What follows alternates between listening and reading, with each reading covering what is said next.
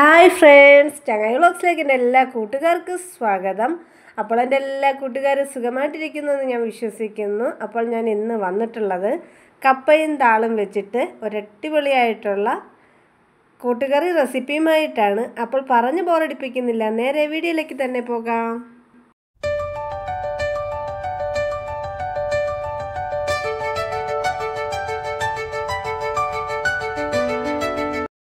അപ്പോൾ ഇന്നത്തെ നമ്മുടെ സ്പെഷ്യൽ വീഡിയോ കപ്പയും താളും വെച്ചിട്ടുള്ളൊരു അടിപൊളിയായിട്ടുള്ള കറി റെസിപ്പിയാണ്. അപ്പോൾ അതിനാവശ്യമായിട്ട് ഞാനിവിടെ അരമുറി കപ്പയാണ് എടുത്തിട്ടുള്ളത്.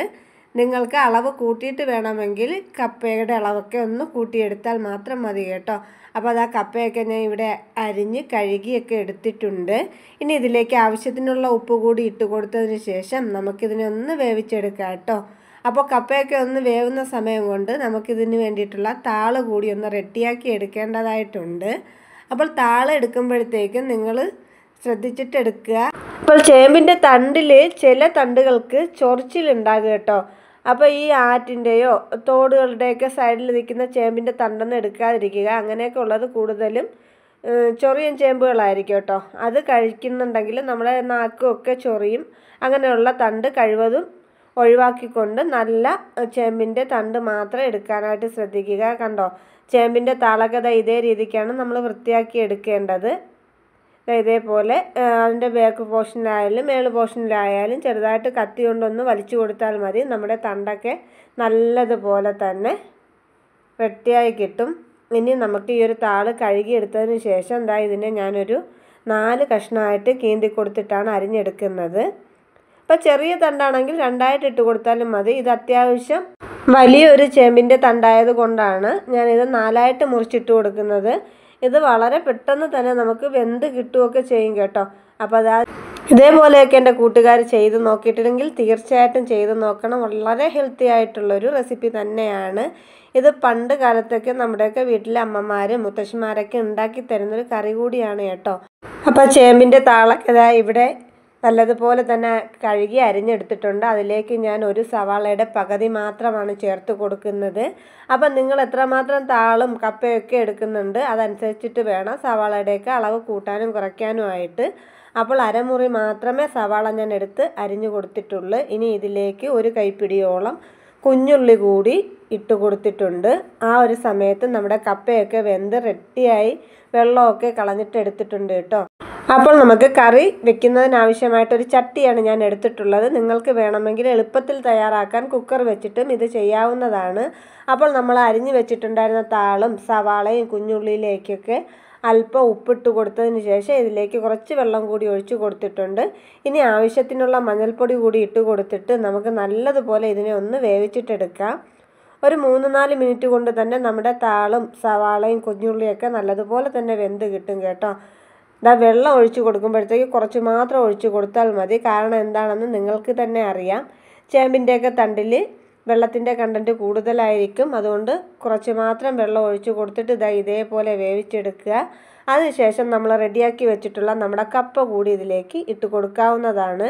അപ്പോൾ ഞാനിവിടെ കപ്പയൊക്കെ ഒന്ന് ഇട്ട് കൊടുത്തതിന് ശേഷം നല്ലതുപോലെ ഇതിനെ ഒന്ന് ഇളക്കി കൊടുക്കുന്നുണ്ട്. ഇനി നമുക്ക് അതിനെ ഒന്ന് തട്ടിപ്പൊത്തി മൂടി കൊടുത്തതിന് ശേഷം ലോ ഫ്ലെയിമിലിട്ടിട്ട് ഇതിന് വേണ്ടിയിട്ടുള്ള അരപ്പ് കൂട്ട് തയ്യാറാക്കാം. അതിനാവശ്യമായിട്ട് അരമുറി തേങ്ങയും ആവശ്യത്തിന് ജീരകം എടുത്തിട്ടുണ്ട്. പിന്നെ ഒരു 7-8 അല്ലി കുഞ്ഞുള്ളിയും 10 അല്ലി വെളുത്തുള്ളിയും 3 പച്ചമുളകും 2 തണ്ട് കറിവേപ്പിലയുമാണ് എടുത്തിട്ടുള്ളത്. അതൊരു മിക്സിയുടെ ജാറിലേക്ക് നമുക്ക് മാറ്റി കൊടുക്കാം. സാധാരണ നമ്മൾ തോരത്തിനൊക്കെ അരപ്പ് ചതച്ചെടുക്കില്ലേ, ആ രീതിക്ക് വേണം ഈ ഒരു അരപ്പ് കൂട്ടും തയ്യാറാക്കി എടുക്കാനായിട്ട്. അപ്പോൾ നമ്മുടെ അരപ്പ് കൂട്ടിന് വേണ്ടിയിട്ടുള്ള സാധനങ്ങളെല്ലാം ഞാൻ ഒരു മിക്സിയുടെ ജാറിലേക്ക് മാറ്റി കൊടുത്തിട്ടുണ്ട്. ഇനി നമുക്കിതിനെ ഒന്ന് അരച്ചെടുത്തിട്ട് വരാം കേട്ടോ. നിങ്ങളുടെയൊക്കെ വീട്ടിൽ അമ്മിക്കല്ലുണ്ടെങ്കിൽ അതിൽ വെച്ചിട്ട് ചതച്ചെടുക്കുന്നതായിരിക്കും കൂടുതൽ ടേസ്റ്റി ആയിട്ട് കിട്ടുന്നത്. എളുപ്പത്തിന് ചെയ്യുന്നവർക്ക് ഇതേപോലെയൊക്കെ ചെയ്തെടുക്കാവുന്നതാണ്. അപ്പോൾ നമ്മുടെ അരപ്പ് കൂട്ട് ഞാൻ റെഡിയാക്കിയിട്ടുണ്ട്. അതിനുശേഷം നമ്മൾ നേരത്തെ ചെറു തീയിൽ വെച്ച് കൊടുത്തിട്ടുണ്ടായിരുന്ന താളും കപ്പയൊക്കെ ഒന്നുകൂടി നമുക്കിതിനെ ഒന്ന് ഉടച്ചെടുക്കാം. അതിനുശേഷം നമ്മൾ റെഡിയാക്കി വെച്ചിട്ടുള്ള നമ്മുടെ അരപ്പ് കൂട്ട് ഇതിലേക്ക് ഇട്ട് കൊടുക്കാവുന്നതാണ് കേട്ടോ. നമ്മുടെ അരപ്പ് കൂട്ട് കൂടി ചേർത്ത് കൊടുത്തതിന് ശേഷം എല്ലാം കൂടി ഇതിനെ ഒന്ന് യോജിപ്പിച്ചെടുക്കണം. അപ്പോൾ ഈ ഒരു സമയത്ത് ഉപ്പൊക്കെ ഉണ്ടോ എന്ന് നോക്കണം കേട്ടോ. പിന്നെ ഇതിലേക്ക് 2 തണ്ട് കറിവേപ്പില കൂടി ഇട്ട് കൊടുത്തിട്ട് മിക്സിയുടെ ജാറ് കഴുകി അല്പം മാത്രം വെള്ളം ഒഴിച്ച് കൊടുക്കുന്നുണ്ട്. അതിനുശേഷം ഒന്നുകൂടി ഒന്ന് മൂടി വെച്ചിട്ട് കുറച്ചൊന്ന് ആവി കയറുമ്പോഴത്തേക്ക് നമുക്ക് നല്ലതുപോലെ തന്നെ ഇതിനെ ഇളക്കിയെടുക്കാവുന്നതാണ്. ഈ ഒരു താള് കറി എന്ന് പറയുമ്പോഴത്തേക്ക് ഒരു സൂപ്പർ ടേസ്റ്റുമാണ്. അതുപോലെ തന്നെ ഈ ഒരു സമയമൊക്കെ ആകുമ്പോഴത്തേക്ക് നല്ലൊരു മണമാണ് കേട്ടോ അടുക്കളയിലൊക്കെ. ഇത് ചൂട് ചോറിനോടൊപ്പം ഒരു ഉണക്കമീനും കൂടി ഉണ്ടെങ്കിൽ വറുത്തെടുത്തിട്ട് കഴിക്കാനായിട്ട് പൊളി ടേസ്റ്റാണ് കേട്ടോ. അപ്പോൾ ഈ കപ്പയും താളിൻ്റെയും കൂടെ നമ്മൾ പച്ചമീൻ കറി വെച്ചിട്ട് കഴിക്കുന്നതിനെക്കാട്ടിലും ഉണക്കമീൻ്റെ കൂടെ കഴിക്കുമ്പോഴാണ് ഒരു പൊളി ടേസ്റ്റ് നമുക്ക് കിട്ടുന്നത്. അപ്പോൾ നമ്മുടെ കപ്പയും താളും ഇവിടെ റെഡിയായി കിട്ടിയിട്ടുണ്ട്. തീർച്ചയായിട്ടും എൻ്റെ എല്ലാ വീഡിയോസിനും തരുന്ന സപ്പോർട്ട് സ്നേഹവും ഈ ഒരു വീഡിയോയിൽ ഞാൻ പ്രതീക്ഷിക്കുന്നുണ്ട് കേട്ടോ. അപ്പോൾ നമുക്ക് ഇനി ഇതിലേക്ക് വേണ്ടത് കുറച്ചൊന്ന് താളിച്ചൊഴിക്കുകയാണ്. അപ്പോൾ എൻ്റെ കയ്യിൽ വറ്റൽമുളക് ഇല്ലാത്തത് കൊണ്ട് വറ്റൽമുളക് ചേർത്ത് കൊടുത്തിട്ടില്ല. നിങ്ങളുടെ കയ്യിൽ വറ്റൽമുളക് കൂടി ഉണ്ടെങ്കിൽ അതും കൂടി ചേർത്ത് കൊടുക്കുക. അപ്പോൾ ഇന്നത്തെ എൻ്റെ കുഞ്ഞു വീഡിയോ ഇത്രയേ ഉള്ളായിരുന്നു. വീഡിയോ ഇഷ്ടമായിട്ടുണ്ടെങ്കിൽ ലൈക്ക് ചെയ്യുക, ഷെയർ ചെയ്യുക, സബ്സ്ക്രൈബ് ചെയ്യുക, തൊട്ടടുത്ത ബെല്ലൈക്കൻ അടിച്ചു പൊട്ടിക്കാനും മറക്കരുത്. അപ്പോൾ അതിൽ ഓൺ ഓപ്ഷൻ കാണിക്കും, അതിൽ കൂടി ഒന്ന് ക്ലിക്ക് ചെയ്താൽ മാത്രമേ ഞാനിടുന്ന വീഡിയോസിൻ്റെ നോട്ടിഫിക്കേഷൻ നിങ്ങൾക്ക് ലഭിക്കുകയുള്ളൂ. അതുപോലെ തന്നെ എൻ്റെ ചാനലിലൊരു ഹൈപ്പ് ഓപ്ഷൻ കൂടി വന്നിട്ടുണ്ട്, അതും കൂടി ഒന്ന് പ്രസ് ചെയ്ത് എന്നെ സപ്പോർട്ട് ചെയ്യാൻ മറക്കല്ലേ. അപ്പോൾ പുതിയൊരു വീഡിയോയിൽ കാണാം. ടാറ്റാ.